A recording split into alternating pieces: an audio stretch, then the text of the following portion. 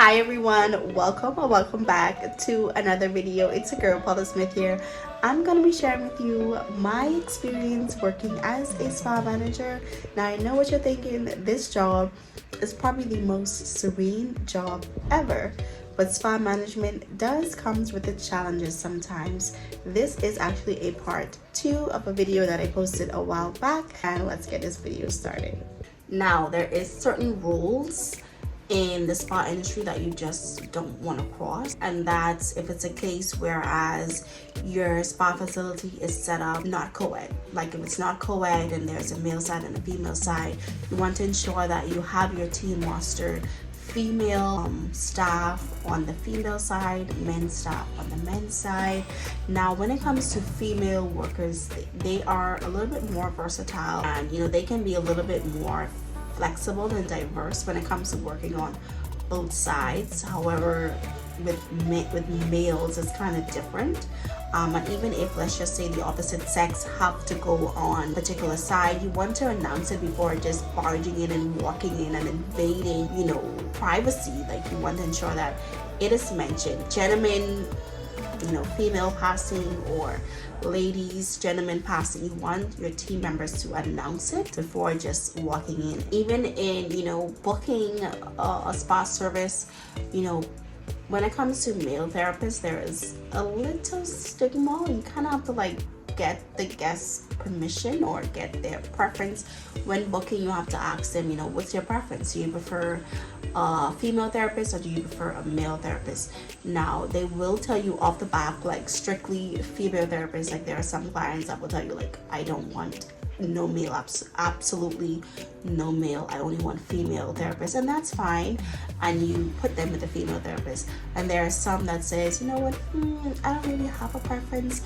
When it's like that, you want to book them with the male therapist, just to ensure that you're being fair with your male therapist and ensuring that they get some bookings, some services, etc. You want to ensure that you get the guest preference before just booking them, because you don't want it to be a case where the guest comes into the spa and they find out that, hey, they're with a male, and they have to come back to the reception and let the receptionist know, I didn't ask to be with a male. I assume that I would automatically be with a female. You want to avoid any mishaps happening. You don't want it to be a case where a guest is so dissatisfied that she doesn't want the service anymore. And so to avoid all of that, prior to them coming, ensure that you find out what their preference is so that you can schedule and plan accordingly.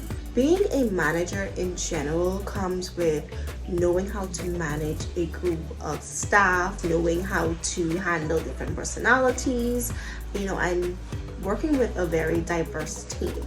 However, in the beauty and wellness industry, it mostly consists of females. When I say females, it sometimes comes with a lot.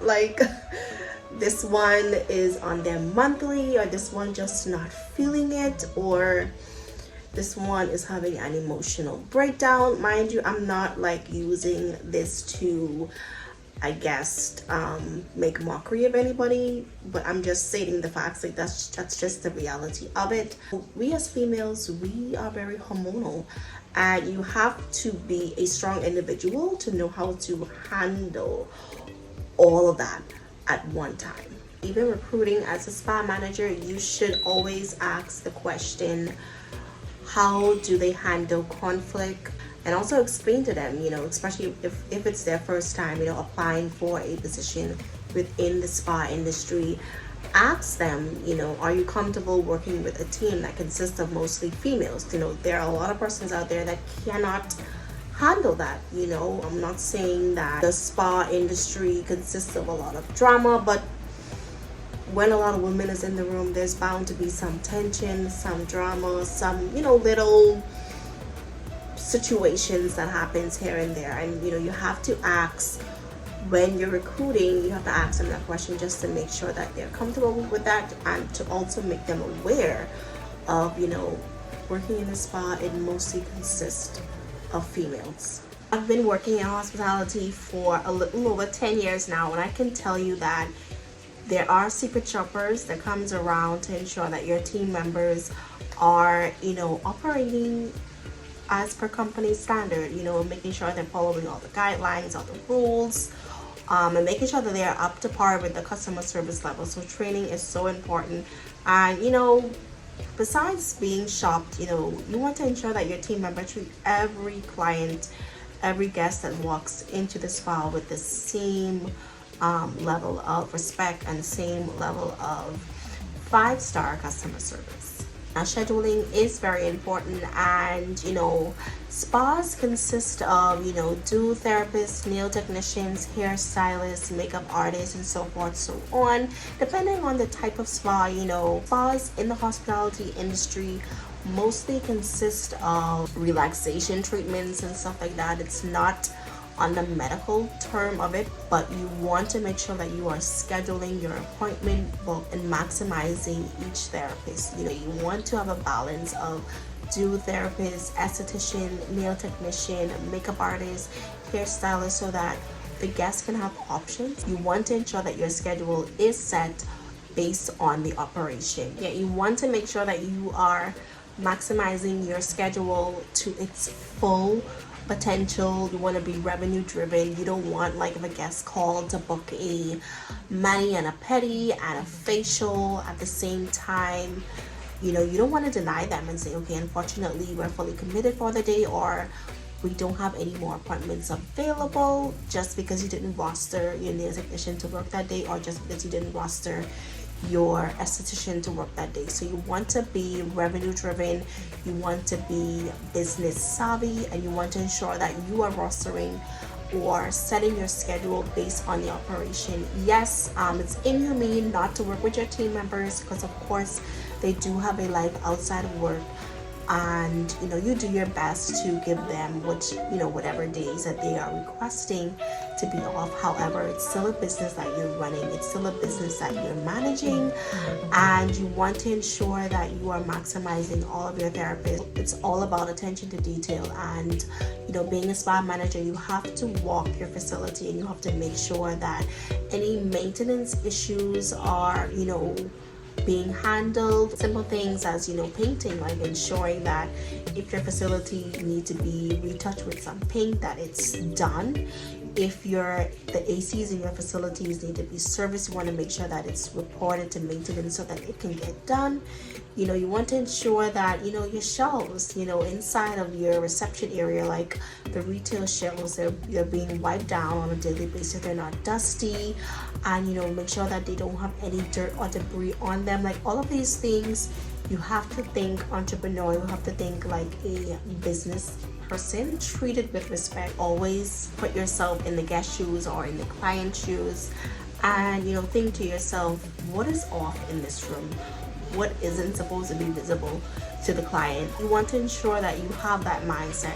Think of it as your own, your own company, your own business, and put yourself in the client's shoes. And when you do that, you have a better understanding, you have a different level of understanding, because you're always thinking of ways that can enhance the guest experience, and you're always thinking of ways that can enhance the overall look and feel and atmosphere of your spa facility.